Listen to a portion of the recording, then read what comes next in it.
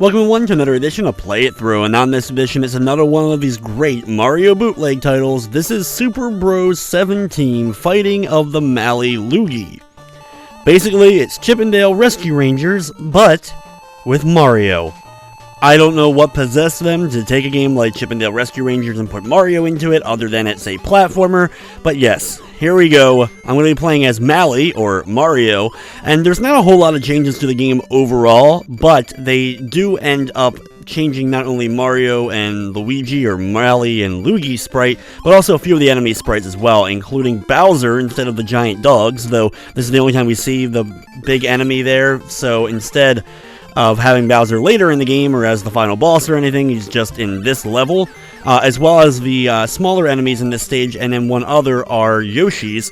There's also appearances by Spinies, and I think that's about it as far as the changes to the overall game ends up going. For the most part, it's still pretty much based on the Japanese version of Chip 'n Dale Rescue Rangers, but the hilarious sprite of Mali or Mario is just so much that I decided to go ahead and seek out this game in order to do a video of it. Plus, I love Chip 'n Dale Rescue Rangers, so I can play this game pretty much every day, just about.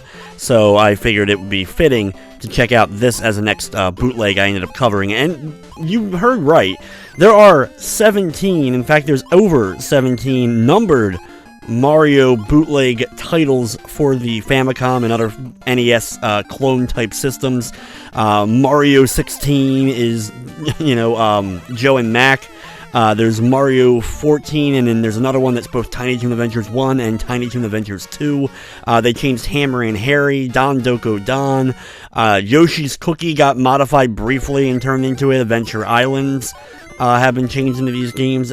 Jackie Chan's Action Kung Fu is another one that ends up being changed. So there's just so many hilarious bootleg Mario titles out there that took other games, most of which are pretty good games. In fact, I think almost all of them are at least halfway decent games, and turned them in to these wonderful, wonderful looking bootlegs.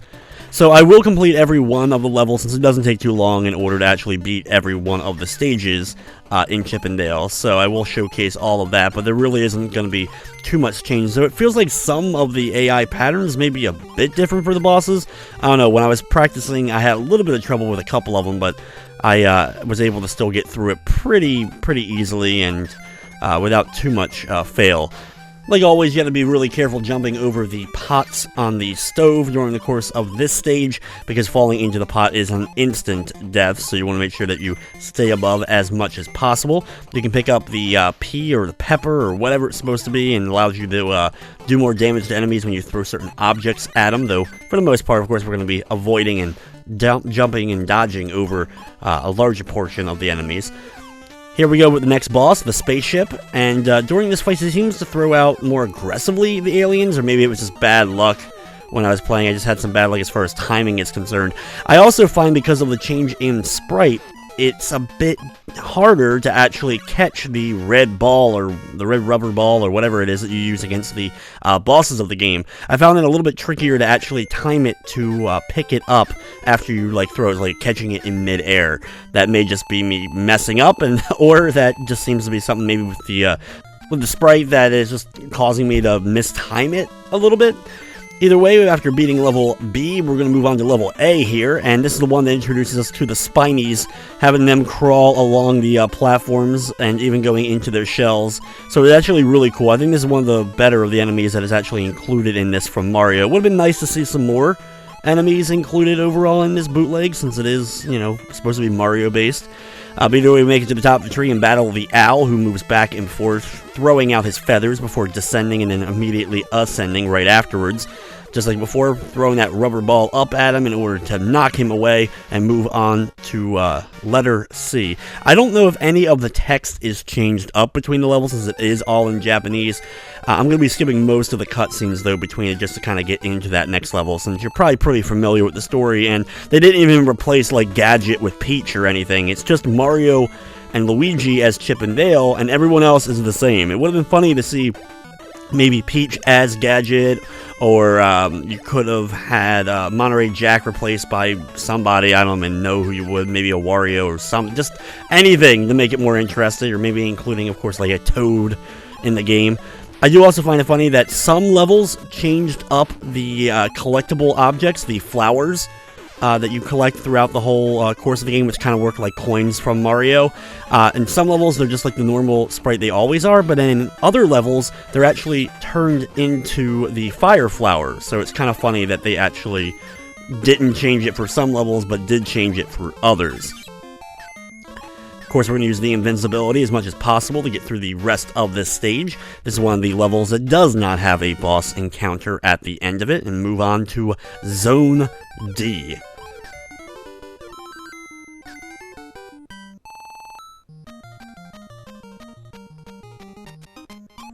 Zone D is always pretty cool because it's set up like the toy shop and stuff with the stuffed bears in their boxes. But you also have the very annoying jumping boxes, which can be a bit difficult at times to time your jumps and movements around.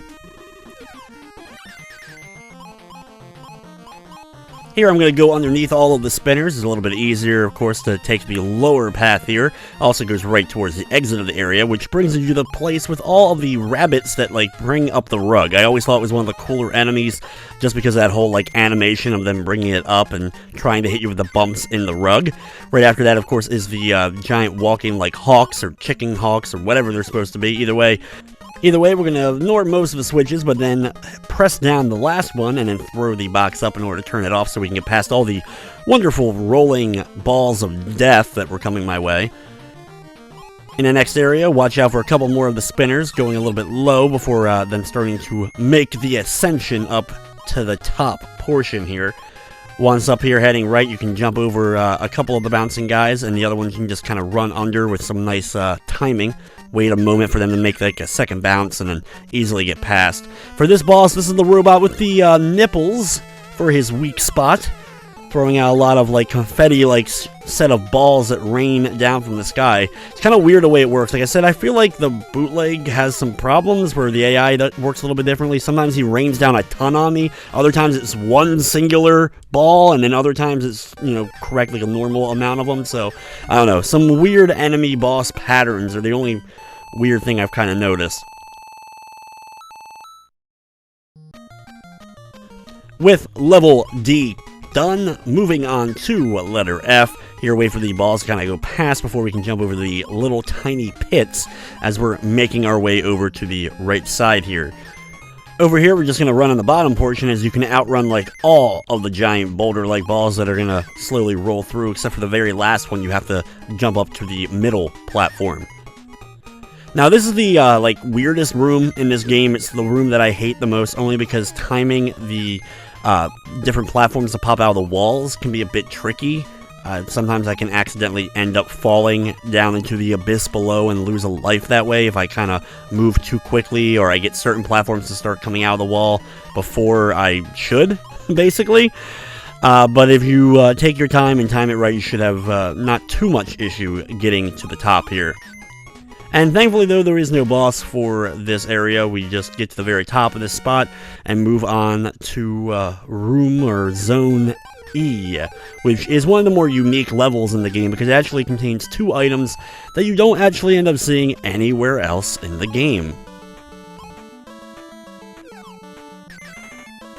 The whole first part of this segment has a bunch of these like cocoon bug things moving up and down, as well as like little blocks of the platform itself that break off and fall down on top of your head or end up hurting you if you just kind of walk over it, so you avoid them. A couple of bugs jumping out before you make it to the next portion here, where after just a little bit you find this box that drops a giant raft. It's the only time you actually get to ride in the giant raft in this game, the boat, whatever, and you can ride the boat all the way over to the right side where you find the next item that's only in this level, the hammer. And the hammer can be used, of course, to break open all these rocks right here. It can also be used to defeat enemies during the rest of the level, but once you destroy the blocks, you can get rid of the hammer, of course, if you do wish to do so. After passing through the next area, watch out for the ant lion that tries to pull you in with the sand, kind of pushing and pulling you towards him in the center. Not too far after that, though, you find the entrance, which will take you to the boss fight for this level. This fish that moves in kind of a sporadic pattern kind of moves like in a wave-like pattern across left and right, but can go really high or really low, and you have to time your hits in order to try to hit it with the rubber ball. Like I said, it can be a little bit difficult in this version, at least, to catch it, though normally in Chip 'n Dale Rescue Rangers, normally I have no problem being able to catch the ball once I throw it out, but once he's defeated, we're moving on to the next zone.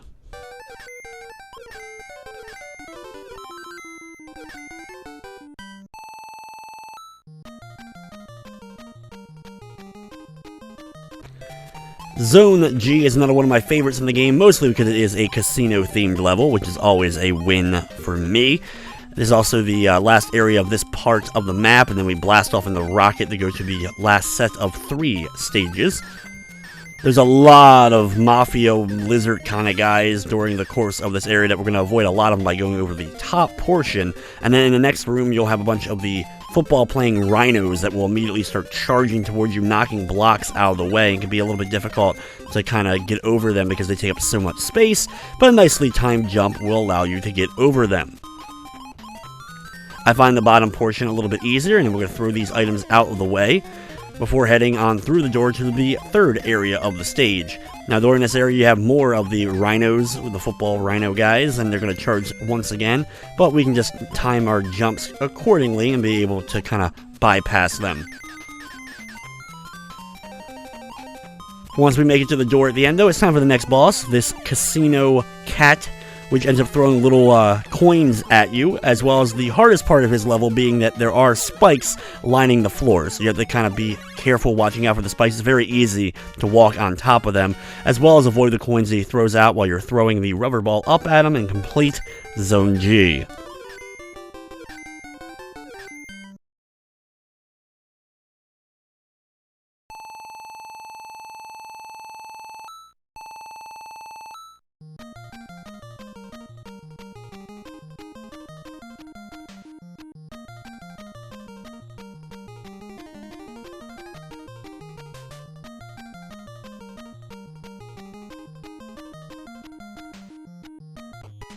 Now we're on to the final stretch of the game, starting off with Zone H, which is a sewer-themed level. Everyone loves these, right? We have these crabs that are moving back and forth. They throw out some bubbles, as well as a little bit of tricky platforming, though nothing too difficult as far as platforming concerned. But then we're going to head up this right side, watching out for some more crabs and the flying squirrel ninja enemies, usually one of my favorites from Chip 'n Dale Rescue Rangers. When we make it up to that top portion, you're going to start heading now over to the right, once again watching out for a crab before dropping down to one of the platforms below.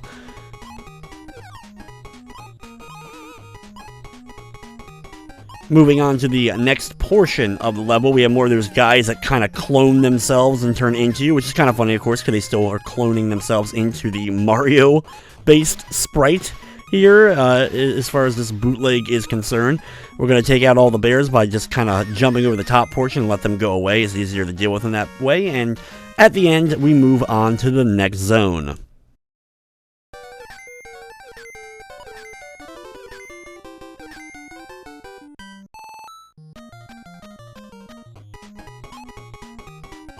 Zone I starts with a few towers of mugs in the background that you can jump on, as well as the annoying pelican guys that you have to kind of either throw multiple boxes at them quickly, as they will eat one and throw it back at you, or you can hit them in the legs, which is a little bit difficult to actually get the controller to throw while you're ducking, so a lot of times I don't even bother trying to do so.